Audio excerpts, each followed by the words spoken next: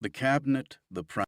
They're not indifferent. They're indifferent to non-citizens who hate them, who want to destroy them, right? They are passionate for Jewish Israelis and the best interests and survival of the Jewish state, and with creating an environment for the Jewish state that is most optimal for its thriving. So when you hear that someone's a hater, right, the flip side of that is that they love some things and some people, right? So all these parts of the country, such as like Dallas in the 1960s, supposedly so filled with hate, well, that was just the flip side of the love of parts of Dallas for traditional American identity. So anti-Semites are people who love their non-Jewish people whose best interest they see as threatened by Jewish people.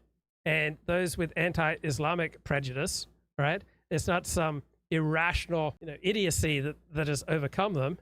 Instead, they see Islam as threatening the best interests, the survival, and the thriving of their particular people. Prime Minister, he says, they signal to the Shin Bet that if a Jew is killed, that's terrible. If an Arab is killed, that's not good, but it's not the end of the world. Ayalon's assessment was echoed by many other officials we interviewed. Yeah, most people tend to care about their in-group more than they care about the enemy. The neologist says, religion is why Palestinians refuse to recognize a Jewish right to a sovereign homeland in the Levant. Well, you live in an abstract world. So for you, words and religious teachings and religious text and philosophical doctrines and theological principles are what cause people to operate. The average Palestinian has an IQ of about 82. Right? The average Palestinian cannot even develop a theology or a coherent ideology. Right? They're simply not cognitively capable of that. Most Americans don't have a coherent political philosophy. Very few people have a coherent political philosophy or set of coherent religious beliefs. And yet you believe, even though it doesn't exist anywhere in the world where most citizens or most members of a particular people have a coherent religious outlook, but you believe that the Palestinians somehow are the one exception to how the world works. Mark Schwartz, a retired American three-star general, was the top military official working at the United States Embassy in Jerusalem from 2019 to 2021, overseeing international support efforts for the partnership between Israel and the Palestinian Authority. There's no accountability. He says now of the long history of settler crimes and heavy-handed Israeli operations in the West Bank. Yeah, there is accountability, but the accountability is not what he wishes, right? It's simply a different type of accountability. The accountability is, are you acting in the best interest of your people? Right? Jewish Israelis are not terribly opposed to the actions of these extremist Jewish settlers. They don't see these settlers as the enemy. They see the Palestinians as the enemy. These things eat away at trust and ultimately the stability and security of Israel and the Palestinian territories. So a lack of enforcement of the law, lack of devotion to abstract principles eats away at trust. You know what? It eats away at trust even more when people don't act in alignment with the best interests of the people they love the most, right? When people act against the best interests of their people, when people do not put a top priority on their own people's survival and thriving, that eats away at trust.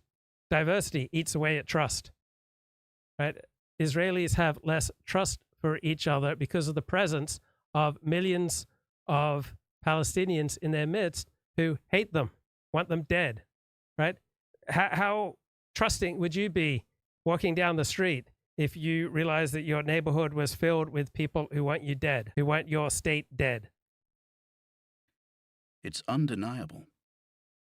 How did a young nation turn so quickly on its own democratic ideals? Absolutely absurd. Israel was founded by ethnic cleansing, right? You wouldn't have a modern Jewish state of Israel if they didn't do as much ethnic cleansing as they did back in the 1948 War of Independence. And the reason Israel didn't cleanse completely all the Palestinians in their midst is because of international pressure. If Israel could have possibly done it, it would have driven out effectively all the Palestinians in their midst. And the presence of Palestinians of 2, 3, 5, 7 million Palestinians in their midst, depending on how you define the state of Israel, whether it's Greater Israel or the legal limits of the state of Israel, right? How exactly is Israel stronger for the presence of millions of people who hate it and want it dead and destroyed? Right? How does that increase trust? and at what price? Any meaningful answer to these questions has to take into account how a half-century of lawless behavior that went largely unpunished propelled a radical form of ultranationalism to the center of Israeli politics. A radical form of ultranationalism. So putting the top priority on your people's survival and your people's thriving, right, from a liberal perspective, that's radical ultranationalism. To me, it has a substantial commonsensical component. Now, you can make arguments that the behavior of these extremist West Bank Jewish settlers and the heinous things that they're doing against Palestinians is not in Israel's best interest. But you don't hear that argument. All you're hearing so far in this New York Times Sunday Magazine piece is how these settlers are violating abstract principles of law and of philosophy and of fair dealing, right?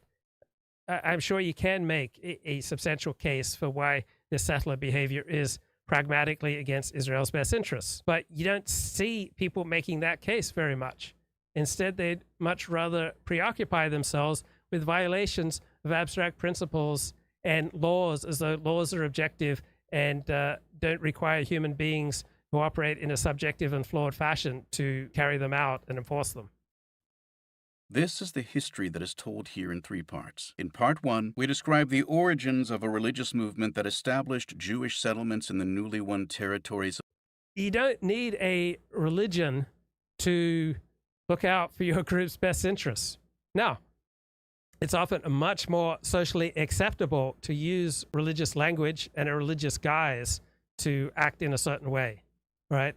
You'll get less pushback identifying in a religious fashion as opposed to a racial fashion, all right? You'll get to have more social status and prestige if you cloak your behavior and your priorities in religious language rather than in racial language.